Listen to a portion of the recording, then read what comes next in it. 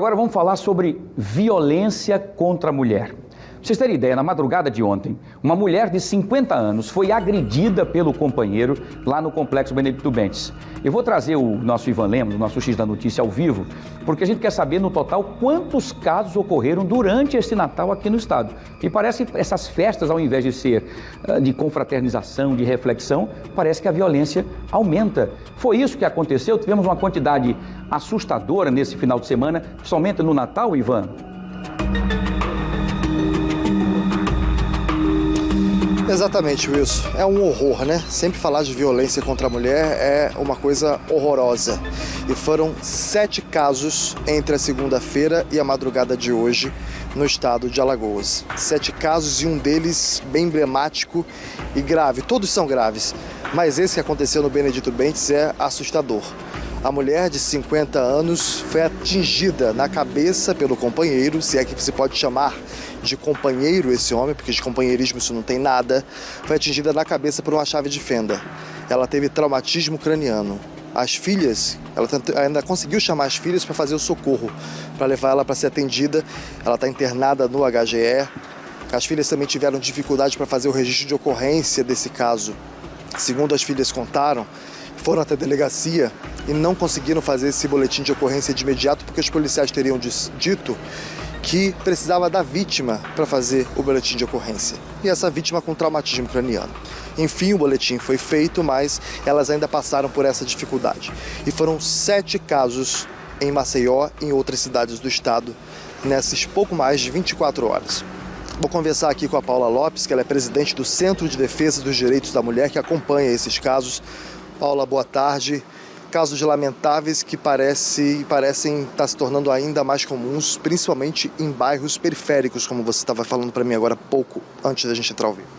Então, boa tarde a toda a população. A gente analisa esses dados, né, esses novos casos com muita preocupação, principalmente pela agressividade com que esses agressores estão tratando essas mulheres. Então, a gente luta, né, contra a violência contra a mulher, mas a gente sabe que ainda há uma cultura muito forte de violência. A gente sabe também que nessas festas, né, esses ânimos estão muito aflorados e esses agressores estão dentro de casa, nesses recessos, para cometer esse tipo de violência. Então, a gente precisa de mais políticas públicas, sobretudo na parte alta da cidade. A gente analisa que esses casos acontecem sobretudo nas periferias, na parte alta, né? Cidade Universitária, Benedito Bentes. A gente viu também que tem alguns casos no Jacintinho e também na região metropolitana, nas cidades assim que estão perto de Maceió, mas que não têm a cobertura, né, e a proteção da Patrulha Maria da Penha e de outros órgãos, organismos de proteção à mulher.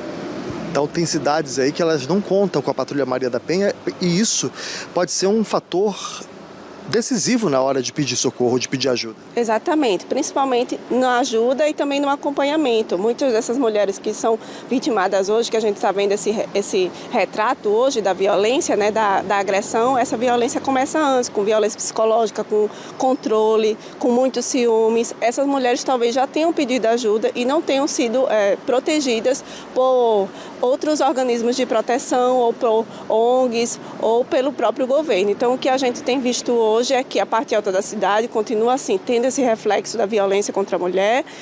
Isso são mais casos, né, que a gente está vendo agora. Que bom que há essa preocupação hoje com a violência, mas a nossa ONG está de portas abertas, mesmo no recesso.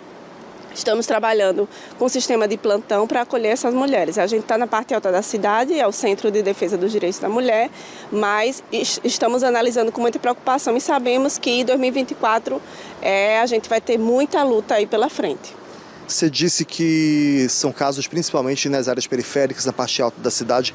Nesse mapeamento, o que vocês observaram? São mulheres que já chegaram a pedir ajuda ou são casos que acontecem ali que elas nunca chegaram a registrar a ocorrência, por exemplo? Existem 2 situações. Primeiro, uma forte questão cultural de que as mulheres não vão adiante, né? Não vão denunciando o agressor com medo que ele seja preso e prejudique a família na questão alimentar.